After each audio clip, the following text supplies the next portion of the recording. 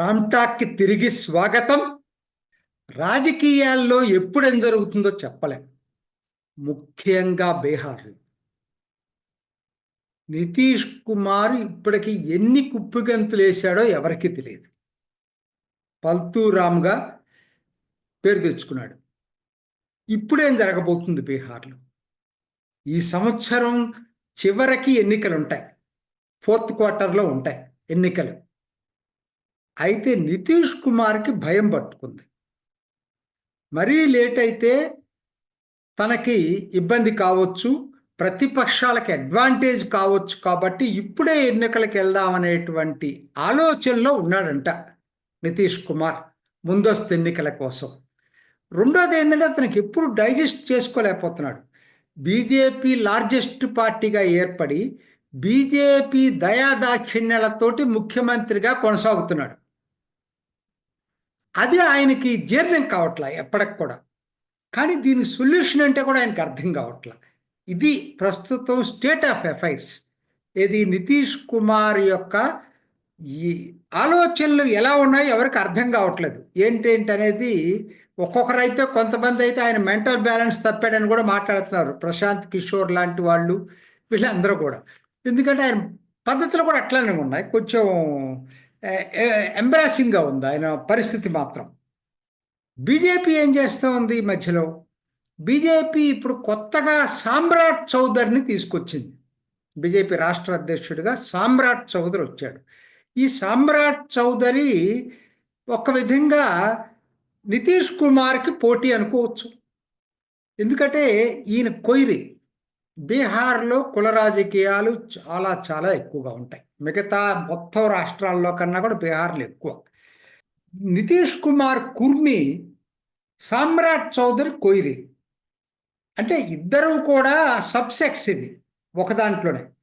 నిజం చెప్పాలంటే దీనిని బీహార్లో లవ కుశలు అంటారు ఈ రెండు కులాలని. అంటే బ్రాడ్గా ఒకదాని కిందకు వస్తాయి, కానీ ఎవరిది వాళ్ళదే. ఇప్పుడు బీజేపీ సామ్రాట్ చౌదరిని ఎంకరేజ్ చేస్తుంది అనేటువంటిది నితీష్ కుమార్కి బాగా బెంగపట్టుకుంది.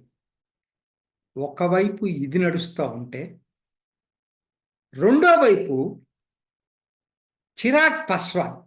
చూడండి అసలు ప్లేయర్స్ ఎలా ఉన్నారు. చిరాగ్ పస్వాన్ ఈయనేంటి హైలీ అంబిషియస్. చిరాగ్ పస్వాన్ ఎట్లయినా సరే ముఖ్యమంత్రి కావాలని ఉన్నాడు. మరి ఈయనకి ముఖ్యమంత్రి కావాలి అంటే నితీష్ కుమార్ ఉండకూడదు.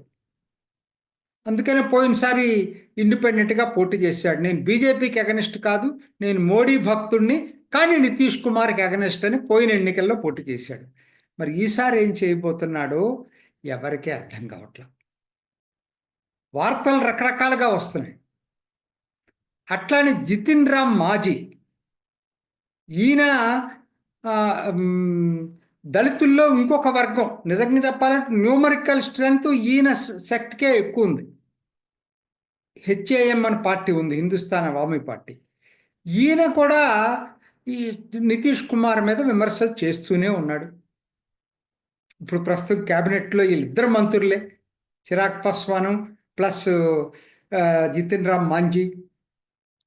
ఇది దీంతో పాటు మూడో ప్లేయర్ ఇంకొకరు ఉన్నారు. బీహార్ రాజకీయాలు తమాషగా ఉన్నాయి. మూడోది ప్రశాంత్ కిషోర్. నేను చెప్పాల్సిన పని లేదు, ఇంట్రడక్షన్ మీ అందరికీ తెలుసు. కానీ విశేషం ఏంటంటే బీహార్ రాష్ట్రం మొత్తాన్ని చుట్టేసింది ఆయన ఒక్కడే. పాదయాత్ర చేసింది. మొన్న ఉప ఎన్నికల్లో ఎక్కువ ఓట్లు రాకపోవచ్చు, కానీ ఎప్పుడు వార్తల్లో ఉంటాడు. బీహార్ పబ్లిక్ సర్వీస్ కమిషను పరీక్షల అవకతవకలపై నిరాహార దీక్షలు చేసి వార్తలో నిలిచాడు. హైకోర్టులో ఉంది ఇప్పుడు ఆ కేసు. సో ఈయన మూడో ఫ్రంట్ పెట్టాడు. ఇప్పటి వరకు బీహార్ ఏంటి, అటు లల్లు ప్రసాద్ యాదవ్, ఇటు నితీష్ కుమార్, ఎవరైనా ఈ రెండిట్లో ఉండాలి, ఈ రెండు కూటముల్లో. మూడో కూటమి ప్రశాంత్ కిషోర్ ఓపెన్ చేశాడు, జన స్వరాజ్ పార్టీ పేరుతోటి. ఇదండి దీని చరిత్ర. ఇది ఇప్పుడు నేను ఏంటి అంటే, ఎందుకు నితీష్ కుమార్కి ఉన్న భయం ఏంటంటే ప్రాభవం తగ్గిపోతుంది అనేది. 2025 అందుకని ఏంటి, ప్రతి ఒక్కరు కూడా ప్రతిష్టాత్మకంగా తీసుకున్నారు. బీజేపీ పరిస్థితి ఏంటి, అరే ఎన్నాళ్ళు మనం తోకలాగుంటాం? ఎక్కువ ఎమ్మెల్యే సీట్లకు వచ్చి కూడా నితీష్ కుమార్ ముఖ్యమంత్రి అవుతున్నాడు. ఎట్లయినా సరే మన ఎమ్మెల్యే మన పార్టీ ముఖ్యమంత్రి అభ్యర్థి కావాలనేది ఒక ఆకాంక్ష బీజేపీకి ఉంది. అమిత్ షా దాన్ని ఎక్స్ప్రెస్ చేశాడు ఈ మధ్య మీటింగుల్లో కూడా. అదే నితీష్ కుమార్కి పెద్ద బెంగ పట్టుకుంది అసలు. సో ఇది ఒక బీజేపీకి ప్రతిష్టాత్మకంగా మారింది. చిరాగ్ పాస్వాను ఎట్లయినా సరే నేను ఈసారైనా సరే నా ఇంప్రింట్ లేకపోయేటట్టయితే ఎటువంటి పరిస్థితుల్లో కూడా నాకు టైం దాటిపోతుంది. ఇప్పుడు యంగే అయినా కానీ మొత్తం మీద నాకు ఇప్పుడు this is the right time అని ఆయన ఫీల్ అవుతున్నాడు. వింటున్నది ఏంటంటే ఆయన ప్రశాంత్ కిషోర్తో కూడా సంప్రదింపులు జరుపుతున్నాడని వింటున్నాం. ఎందుకంటే మొన్న Bihar public service commission exams దాన్ని హ్యాండిల్ చేయటంలో నితీష్ కుమార్ చేసిన పద్ధతి తప్పు అని చెప్పి విమర్శించాడు. ఇంకొక పాయింట్ ఉంది చిరాగ్ పాస్వాన్ ఎవరికి తెలియని పాయింట్ ఏంటంటే ఎస్సీ వర్గీకరణ సుప్రీంకోర్టు తీర్పు ఇచ్చింది. ఇప్పుడు తెలంగాణలో రేపు క్యాబినెట్లో దాని అసెంబ్లీలో కూడా దాని మీద నిర్ణయం తీసుకోవచ్చు అని అనుకుంటున్నారు. చిరాగ్ పాస్వాన్ అగనిస్ట్ వర్గీకరణకి. పాస్వాన్లు వర్గీకరణ ఒప్పుకోరు. సో అది వాళ్ళకి వాళ్ళ ఎగ్జిస్టెన్స్ ప్రమాదం. బీహార్లో నువ్వేం చేస్తున్నావు? మోడీ పక్క నుండి ఆ కనీస వర్గీకరణ జరుగుతుంటే ప్రేక్షక పాత్ర ఎందుకు వహించావు అనేటువంటి ప్రాబ్లం వస్తుంది. అందుకనే మోడీ కూడా మొదట్లో అంత ఉత్సాహం చూపించిన వ్యక్తి డైరెక్ట్గా మాట్లాడలేకపోతున్నాడు చిరాగ్ పాస్వాన్ లాంటి వాళ్ళని దృష్టిలో పెట్టుకొని. సో ఇది కూడా ఒకటి ఉంది, ఈ నేపథ్యం కూడా ఉంది.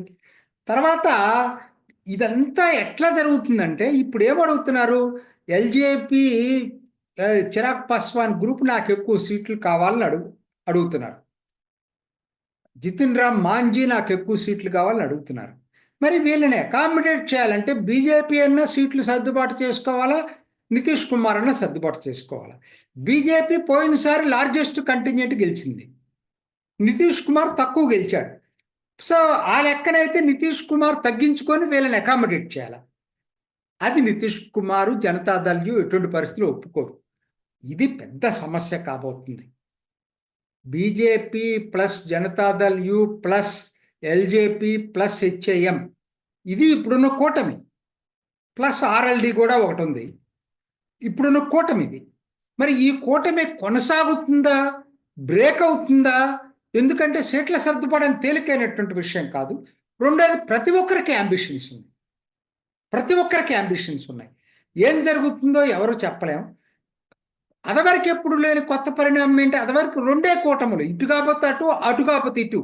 ఇప్పుడేంటి 3 కూటములు ఉన్నాయి. ప్రశాంత్ కిషోర్ జనస్వరాజ్ పార్టీ కూడా ఉంది, జేఎస్పీ. సో ఇక్కడ గనక డిస్సాటిస్ఫై అయితే, అసంతృప్తి అయితే అక్కడికి వెళ్ళే అవకాశం ఉంది. ఇందులో కొంతమంది జనం అనుకోవటం ఏంటంటే చిరాగ్ పాస్వాన్ ప్రశాంత్ కిషోర్ తోటి చేతులు కలిపే అవకాశాలు మెండుగా ఉన్నాయి. ఎందుకంటే whatever it may be BJP జనతాదళ్ని దూరం చేసుకోదు, నితీష్ కుమార్ తోటి దూరంగా జరగాలని కోరుకోవట్లేదు. సో అదే జరిగేటట్టయితే మరి వాళ్ళకి ఎక్కువ సీట్లు ఇవ్వలేరు. కాబట్టి ఇతను చిరాగ్ పాస్వాను ఇప్పుడు అప్కమింగ్ పార్టీ కాబట్టి జనస్వరాజ్ పార్టీతో పాటు చేతులు కలిపే అవకాశాలు ఉన్నాయని ఒక వార్తలు వస్తున్నాయి. ఇవన్నీ కరెక్ట్గా ఎవరు చెప్పలేరు. ముందస్తు ఎన్నికలు జరగబోతున్నాయా? నితీష్ కుమార్ అయితే ముందస్తు ఎన్నికలు కోరుకుంటున్నాడు. మరి జరుగుతాయా జరగవా అనేది నితీష్ కుమార్ చేతిలో లేదు, మోడీ చేతుల్లో ఉంది. మోడీ మరి ఇవాళ ఈ అందరూ అనుకోవటం ఏంది, బడ్జెట్లో ఏదో తాయిలాలు ప్రకటించాడు, చాలా తాయిలాలు ప్రకటించారు కదా, మనం చూసాం. దాని గురించి మళ్ళీ నేను చెప్పాల్సిన పని లేదు. అయితే పోయిన బడ్జెట్లో కూడా ఇచ్చాడు బీహార్కి. సో కాబట్టి బడ్జెట్లో తాయిలాలు ప్రకటించాడు కాబట్టి ఆటోమేటిక్గా ఎన్నికలకు వెళ్తారనేది ఊహాగానాలు వస్తున్నాయి, కానీ చెప్పలేం. Ultimately the decision lies with Modi, not with Nitish Kumar. అందరూ ఏమనుకుంటున్నారు? నితీష్ కుమార్ కోరుకుంటున్నాడు, కానీ మోడీ అనుకుంటేనే ముందస్తు ఎన్నికలు వస్తాయి, లేకపోతే రావు. ప్రస్తుతానికి మోడీ దగ్గర ఆ ప్రణాళిక ఉందని నేను అనుకోవట్లేదు. మోడీ ఇప్పుడు వాళ్ళ పార్టీకి ఉన్నటువంటి ప్రాధాన్యాలు ఏంటంటే ఢిల్లీ ఎన్నికలు అయిపోయిన తర్వాత బీజేపీ రాష్ట్ర అధ్యక్షుల్ని అందరిని నియమించుకొని బీజేపీ జాతీయ అధ్యక్షుడిని చేయాలి. ఇది అయిన తర్వాత కానీ అప్పుడు ఆలోచిస్తారు బీహార్కి ముందస్తు ఎన్నికలకు వెళ్ళటమా లేదంటే యాజ్ పర్ షెడ్యూల్ వెళ్ళటం అనేది. అప్పటిదాకా డెసిషన్ ఉంటుందని నేనైతే అనుకోవట్లేదు. ఇవన్నీ ఊహాగానాల కిందనే ఉంటాయి. ఇది ఈనాటి రామ్ టాక్. ఇంకొక ఎపిసోడ్లో మళ్ళీ కలుసుకుందాం. నమస్తే. చూసారు కదండి, మరి ఈ వీడియో కనుక మీకు నచ్చినట్లయితే ఒక లైక్ కొట్టేసి మీ అభిప్రాయాన్ని కూడా కామెంట్ బాక్స్లో తెలియజేస్తూ ఇలాంటి ఇంట్రెస్టింగ్ అప్డేట్స్ కోసం మా ఛానల్ని సబ్స్క్రైబ్ చేసుకోండి.